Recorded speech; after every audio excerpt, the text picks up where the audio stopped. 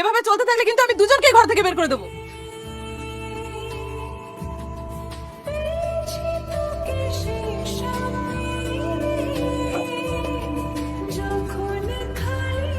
আজকাল বাদররাও যে হাসে এই প্রথম দেখলাম।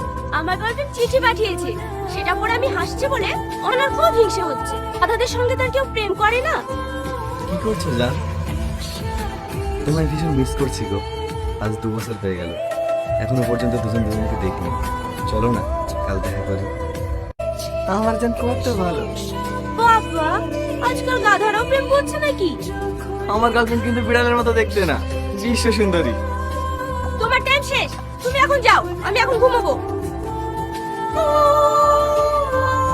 কি ব্যাপার, বিড়ালের মুখটা প্রতিদিন 5 কেজি দেখি, আজ আবার 120 কেজি লাগছে কেন?